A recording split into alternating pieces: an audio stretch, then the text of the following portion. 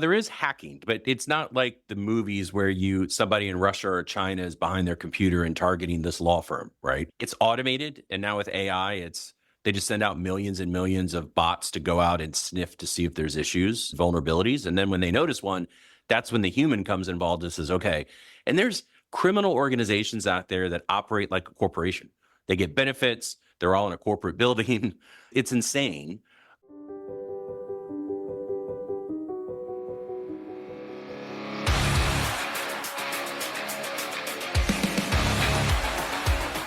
Sharp strategies, sweet success. Hello, everyone, and welcome. This is Tiffany Swedensky, and you're listening to Sharp Strategy, Sweet Success. Today, I'm speaking with Kellam Parks. I've known Kellam for a long time, originally when I worked for GLM, met him at a few of our events, and I think he was a member of GLM for a while. And him and his firm, Parks Zeigler, are a big PI practice in Southern Virginia. I see their name come up in SEO reports whenever I'm scanning the area. So I definitely know they're doing a good job down there. And Kellam is just a fantastic person, fantastic attorney that I've known for a very long time, and very happy to have him on the show. And I'll just turn it over to Kellam to finish out his introduction. Thanks, Stephanie. Yeah, actually, that's exactly right. So we met. I've been a member of GLM since 2012. When I started my firm, I always laughed and said, and I just shared with Ben recently for his 20th anniversary of Great Legal Marketing, that I saw him on YouTube, and he convinced me to start my own firm without ever having met. He pushed me over the edge, so that was great. But yeah, so I started as a solo in 2012. We actually, believe it or not, don't do personal injury anymore. We did personal injury at a time, but we've since I started doing family law. I thought I was going to do some Fair Credit Reporting Act cases, and now almost this January will be 14 years. Now we do 13 practice areas. We've got 14 lawyers, 3 offices, 2 states. I personally do cybersecurity, data privacy work, high asset divorces, and complex civil when I practice law. But I like the business of law more, so I try to do less practice and more business. But yeah, so really love this stuff. I'm in charge. My partner Brandon Ziegler and I, we split up management, and so I'm in charge of marketing, intake, systems, procedures, and tech, which is why I really love being on this podcast, because I love marketing, and we have our own internal marketing manager that I work with very closely. So near and dear to my heart, what you do. Well, and I should have did better research. I just assumed personal injury so many times, but you said cybersecurity law, and I might be the first time I've heard of that. What kind Sure. of cases are those? Like, what are you guys looking for?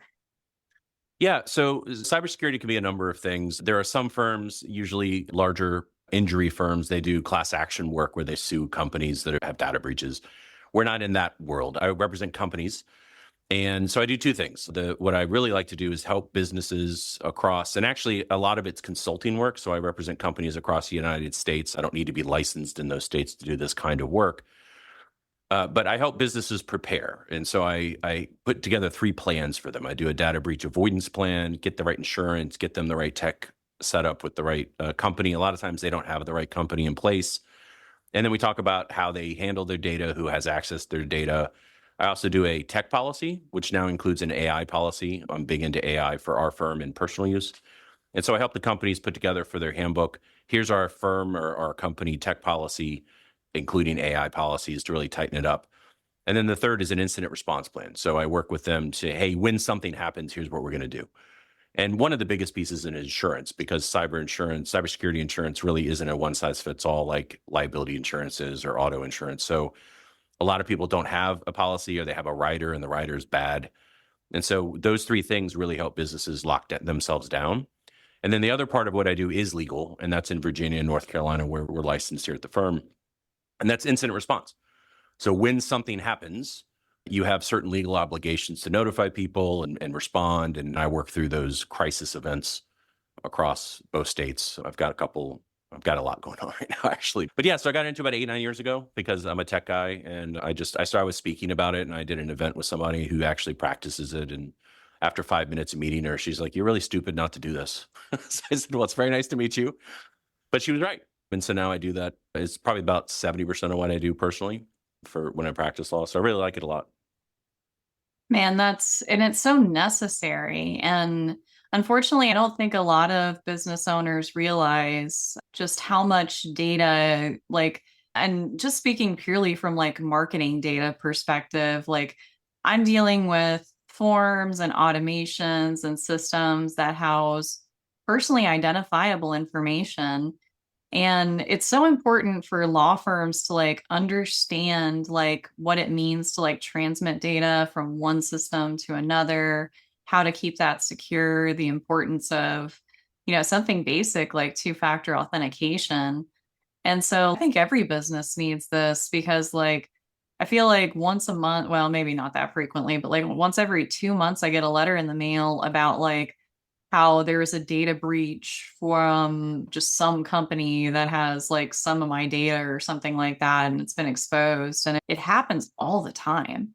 And one thing that this may not be entirely related to what you guys do, but like I was vetting a lead generation company that generated leads from Facebook for personal injury attorneys.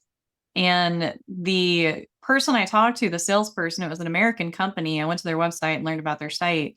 But through their privacy policy and their landing pages, I found the ads were actually run by a company in Saudi Arabia. And, just think about that for a second. There's a Saudi Arabia company running ads for, in the US. People are filling out the forms. Their personal data is being transmitted to Saudi Arabia and then back to American law firms who are buying these leads.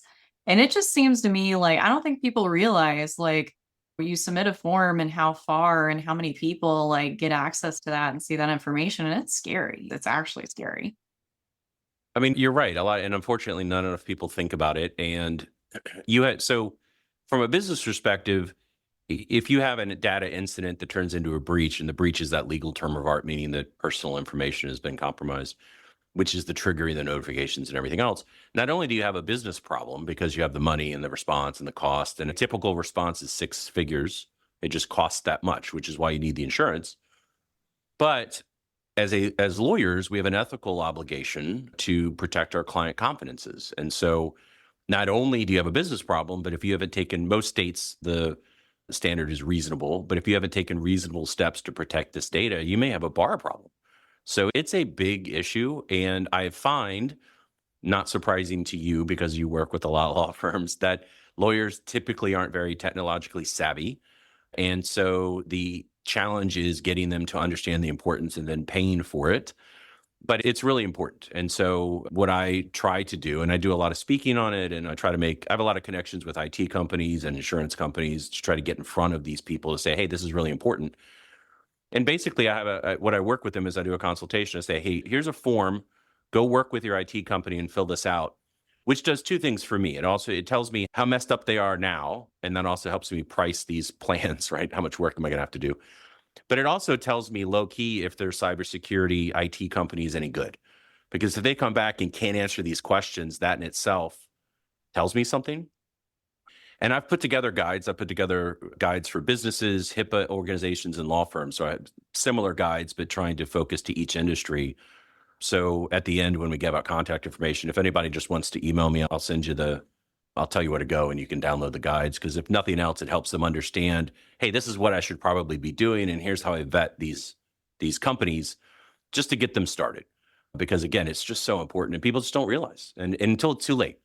I love when I get connected to people before something happens and then they actually pay attention and hire me and I help protect them because it minimizes the chance something's going to happen and maximizes the response and also covered by insurance. I got to tell you though, probably 70% of my clients come to me after something's happened and they don't have insurance. And so they're like, hey, I need to hire you. And I said, okay, buckle up. It's going to be expensive. And then I protect them after, right? But it's a thing for sure. Yeah. Oh, wow. And help me explain this to attorneys because I've been trying, but when it comes to like data breaches and hacking, like, and maybe I'm wrong on this, but like, it's not actually like hacking like it is in the movies where somebody's like furiously trying to get through your firewalls. It's social engineering, right? That's how, a lot of these companies are getting access. That's the most of it. Now there is hacking, but it's not like the movies where somebody in Russia or China is behind their computer and targeting this law firm, right? It's automated. And now with AI, They just send out millions and millions of bots to go out and sniff to see if there's issues, vulnerabilities. And then when they notice one, that's when the human comes involved and says, okay. And there's criminal organizations out there that operate like a corporation. They get benefits. They're all in a corporate building. It's insane. So that does happen, but far more frequently, exactly like you said, it's social engineering. And it's a phishing attack or a spear phishing attack, which is a targeted phishing attack against somebody, not just some random thing. One of your people clicks something and now they're in your system. And in the old days, it used to be ransomware was a big thing. It still is, but that was the number one thing is they would lock your system down and then you have to pay them in Bitcoin to unlock your data. Nowadays, it's much more frequent. They get into your system and just wait. And then they wait until something happens. And so I had a client who they were a service organization and they were buying a piece of equipment from Canada. And they also had a client that owed them money. And then the bad guys had been in their system for a couple of months and just waited. And when they saw that happening, they posed as the Canadian company and told the victim, hey, pay us here instead of there. And they lost 6 figures. And then they posed as the victim company and told the client, pay us here, not there, and lost more 6 figures. And then only after the third attempt, something else is when they got caught. And the client lost $200,000-$300,000 that couldn't get recovered and now had to respond to the incident breach. So that's typically what happens. And so part of this planning is education. So your team is your vulnerable point. So it's all about phishing training, have periodic training. It's having the things in place. Like in our system, we have a sandbox. So if you click something on 365, which is our mail server, it goes to a sandbox before it goes outside our environment. So even if you click a bad link, it's going to catch it. We also have something called EDR, Endpoint Detect Response, which is like a machine learning AI assisted thing that sits on all devices, and it notices weird behavior. So it says, hey, this shouldn't be running, or hey, you just downloaded 5 gigabytes of data at 2 a.m. And then that triggers a managed SOC or security operations center 24/7. There's a human being that at 3 a.m. goes, oh, let's turn off their internet. So all of this all of it comes together. Now, none of it's cheap. So at our firm, we pay about $13,000 a month for our IT and cybersecurity work. We have 37 people. That also includes IT tickets and setting up our devices and quarterly meetings. But a lot of that's just all of these tools and everything else. And when I talk to law firms, they go, oh my God, that's so expensive. And I go, I guess compared to what? Compared to a breach? It's not. Because I'm able to get the insurance at a good rate because I have these things. And oh, by the way, I don't have a breach. Because we had 3 or 4 incidences in the last 60 days where somebody tried to cut into our system, click something or did something, or somebody actually tried to get into our system, and this stuff caught everything. Wow. That is so incredible. And I love that. And one thing on the marketing side, and I mean, this is kind of mundane compared to some of the stuff you're talking about, honestly. But like, this is why when I talk to law firms about access to tools like Google Business, Google Ads, local service ads, you really need to have unique accounts for everyone. A lot of law firms are still doing this whole password sharing, license sharing thing. And it just increases the risk of vulnerabilities because if you don't want to use 2-factor authentication so everyone can log into a system, you're disabling like a very important security feature. And also kind of like more operationally, it's just useful because like every program that we work with in marketing has a change history. And so if you're trying to figure out like what happened in a Google Ads account or what change was made, if you have unique users, you can see who made the change and when. But if everyone's sharing a login, it's just, anyone could have done it. And so like having that, what's the word I'm looking for? Structural integrity with your security, I guess. That's really, it's so important. And not even just from a security perspective, it's just smart. It's just smart to do it. And so you can track all these individual things. Yeah, I agree 100% with you. I mean, it is both first of all, multi-factor or 2-factor authentication, it should be mandatory. Like that shouldn't even be a discussion anymore. Oh, yeah. But then every single person should have their own account, both from a security standpoint, but like you said, from an operational standpoint, you can't effectively see changes and audits and track things. So on both sides, I couldn't agree with you more. And it's just, Part of it's just education, right? It's like, oh, I don't need that. But then something happens and then they do. So Oh, I got to tell you how much I pound the pavement telling people, I'm like, look, listen to me. You're like, don't even hire me, but hire somebody. Like, at least get insurance. Because yeah. I think we have $1 million of really good insurance. We use a company. So there's three policies I like. One is collation, at bay, and CFC. So those are the three big that I really like that are cybersecurity insurance coverage. We use collation. I think we pay $3,400 a year for $1 million. I mean, it's nothing for $1 million in coverage, and it's luckily we haven't had to make a claim yet, but it's just the peace of mind. And people just don't. They go, "Oh no, I have." So Alps is a big legal malpractice carrier, especially in Virginia, and they have a writer for all their policies, and the language is actually pretty good. Again, cybersecurity policies are really the Wild West out there, but their language is good. The coverage is good. The exclusions are good, are appropriate. But I think the standard is 25 grand. And I'm like, guys, that's not going to touch it.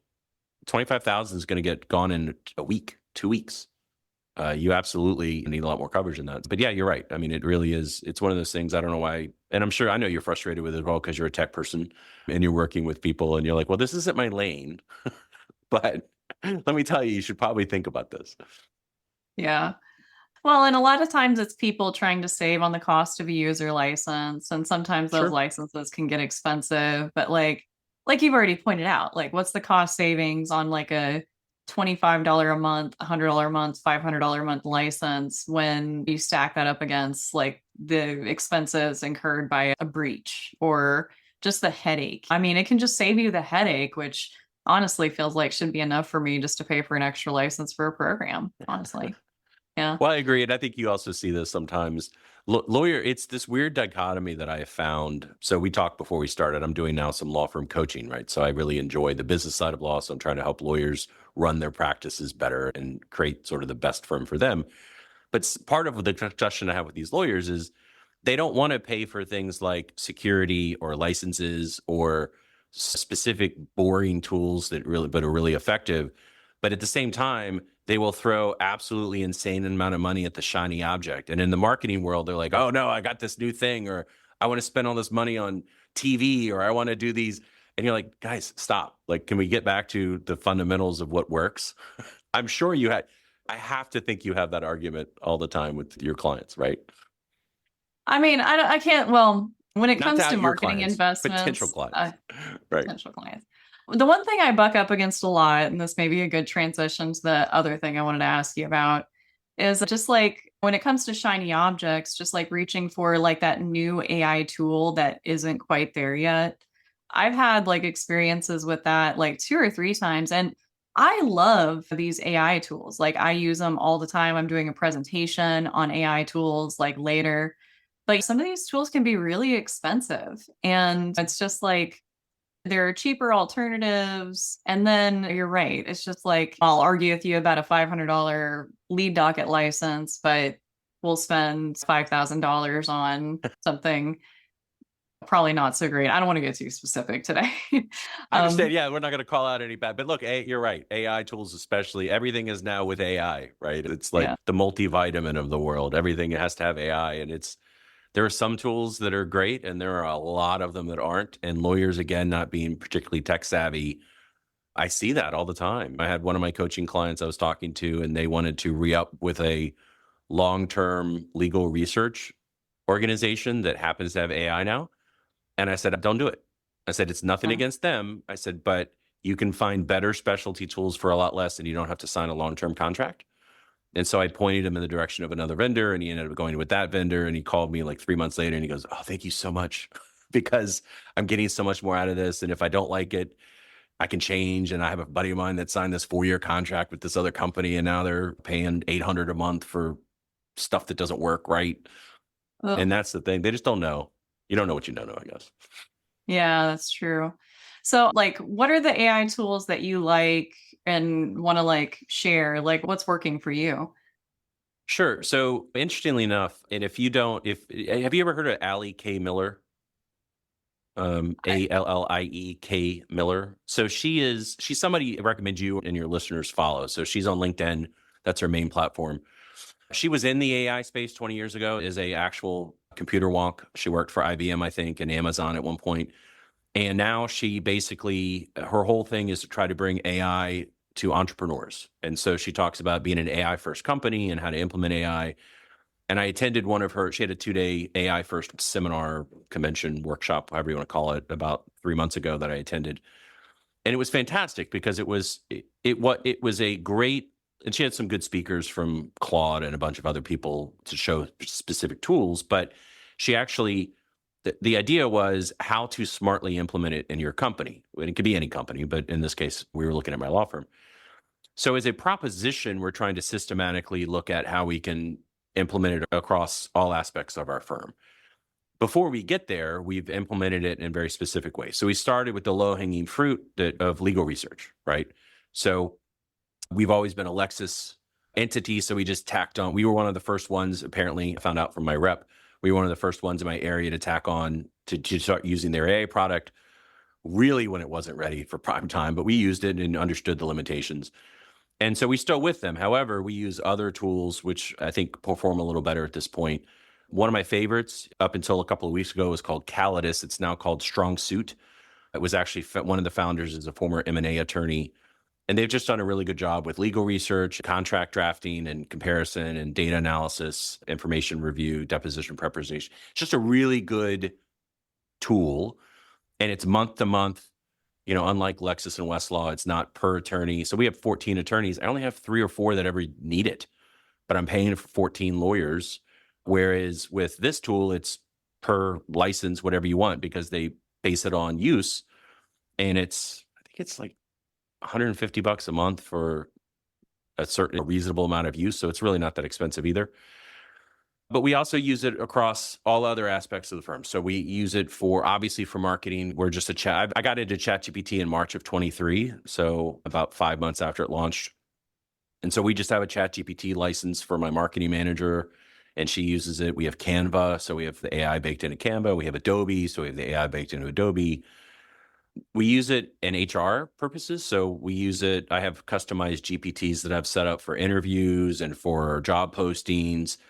I use it as well for writing. So I have some specialized AI tools I use for writing, both to help me with the drafting and also to humanize it. So we use something called, I think it's called Humanize. So basically, I was doing a presentation myself on AI a couple of weeks ago, and I was talking to the audience and said, well, this is going to get very meta. And by meta, I don't mean Facebook. I just mean this is very crazy. But basically, I use AI to help me write.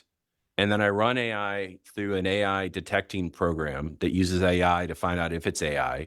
And then I use another piece of AI to turn the AI product into it sounding more human, running it back through the AI checker to then publish it so that Google doesn't know that it's AI. So it's insane.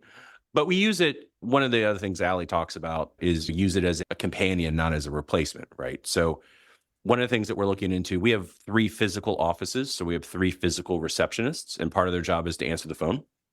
They're not our intake team to try to convert to clients, but they are the people that just say, hey, Parks Zeigler, how can I help you? We're looking into an AI product to offload the calls because receptionists don't like taking the calls anyway. We're not going to fire a receptionist, but it's going to give them the opportunity to do more high value work. And that's how we're trying to implement AI at the firm, is not to replace, but to delegate routine grunt work and things that people don't want to do. So that's the big next thing we hope to roll out by first quarter of next year, is to have an AI voice system to answer our calls and call people back and that kind of stuff. I'm trying to think what else we use AI for. That's probably the highlights. I mean, it's a lot, but I think we probably use about 14, 15 different AI products. Oh, Note-taking apps. So I use Granola is one of my favorites. I still have Fireflies because I bought a year contract, but I like Granola better. I'm going to buy one of the new Claude Note Pluses. It's the thing that the new one, it has like 8 mics or something. So yeah, I could geek out about this stuff all day because I love AI so much. Yeah, my note taker has proven to be really valuable. And the first one I ever got, I didn't get with Fireflies. It's called Read AI. And I think it's actually integrated with Copilot or something like Microsoft. And I'll tell you what, that thing is just unbelievably invaluable because it follows me around. It's sitting here taking notes in this meeting right now because I forgot to kick it. And I have set this bad boy up to where after each meeting I have, it'll, like if I'm having a client meeting and we're talking about projects, it'll actually like break out each project with a title and a description, send it to my project board, and put it on the appropriate project board in the to-do column. And I just have to come in and like update it. It has my notes from the meeting. It has task lists from what we discussed. And that's part custom. Like I built that with read.ai and Zapier and just some cute engineering. And it, honestly, like, but just the read.ai thing itself is like super useful because somebody asked me a question the other day. They're like, hey, Tiffany, why did we do this thing this way last year? And I can't remember what I ate for breakfast this morning. And I'm just like, let me go. I'm better than that. But just, I had no idea what we did a year ago. And I went to read.ai and I just typed in, like, what did we do with this project in 2024? Why did we decide we were doing it this way? And it told me because we had that discussion in like 2 or 3 meetings and nobody remembered, but the AI note taker remembered. And so we were able to, oh, yeah, that's why we did it. And it was just so useful. It probably saved us several hours of conversation trying to unravel what we were thinking the year prior. And just simple stuff like that can just be crazy useful when it comes to the AI tools. I've been really digging on the AI note taker recently, even though I've been using it for like 2 years. I've just like rediscovered it. It's so awesome. No, I mean, it's great because not only does it obviously capture everything, but I think it allows you to be more present in your meetings because I'm a big note taker physically. I don't like paper, so when I started my firm in 2012, I was paperless and cloud-based. It was pretty radical back then. But I'm typing up notes while we're talking. And if you're meeting with a potential client and I'm typing up notes, sometimes they think that I'm not paying attention to them. But if you can have these AI note takers, and going back to cybersecurity, you need to have a paid account and you need to make sure it's secure, right? So I pay for Granola. Granola is SOC 2 compliant and all the acronyms that nobody cares about, but it's private data. Same thing with the Plod note. Basically, you can just sit it on the table and it can record. So not only do you have the summaries, you have the actual transcript. One of the reasons why I like Granola is I can share the summary with someone. And at the bottom, it says, hey, if you'd like to interact with the transcript, let me know. And you could just hit the link and they can go to Granola where they don't need an account. And they can literally use AI to ask it questions. And it's just like you said. And then you'd use it with something like Make, Zapier. And then we're going to have agentic AI sometime in the next year or two where it's just going to happen. But the idea is it's like you said, it's such a force multiplier. It's so efficient. And that's what I'm trying. So going back to the lawyers, in the old days, so I'm an old guy, right? So in the old days, I had to go to the library and do legal research. So we had to actually do it by hand, right? So I sound like my grandfather, but you had to do it, right? Yeah, by hand. And then once I graduated, eventually Lexis and Westlaw were affordable for the regular person and not big firms. And so my young attorneys, obviously it's all digital and that's great.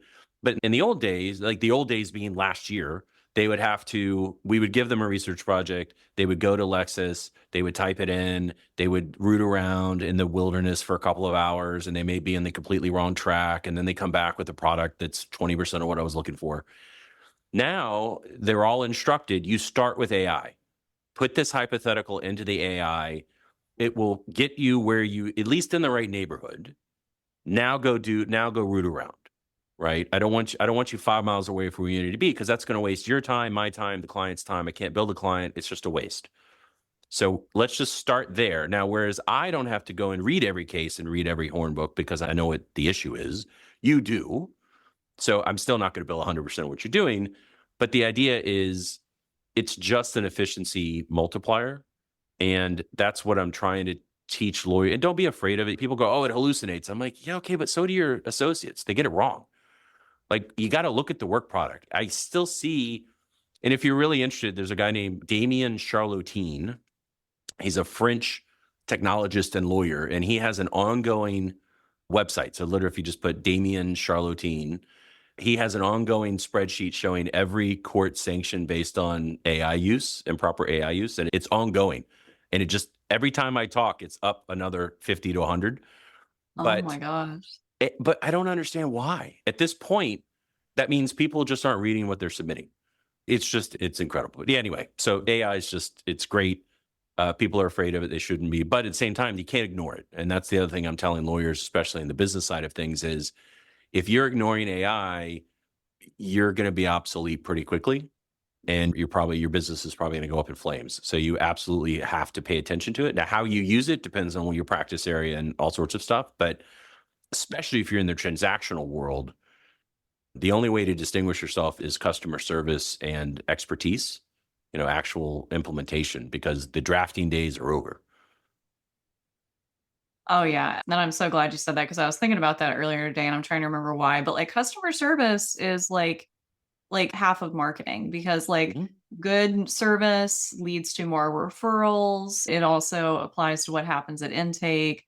I could go on and on. And I think, I mean, you're totally right. I think, and for me, where I sit, sometimes where I see lawyers going wrong with AI is we reach for the thing like AI video or like an image generator, which are really good, but like are really just like one part of what we can do with AI. Like you and I have just talked about like a whole bunch of like AI features that are hecka useful, huge time savers, and a lot more efficient than like some of the AI avatars I see crop. And I'm sorry, like I hate to dig on anyone, but like those kind of bug me. But there's so much use for AI and like it's transformed my life. I couldn't run my company the way I run it without AI tools. I am like blessed that I opened up my company in 2022, like 7 months prior to ChatGPT being released.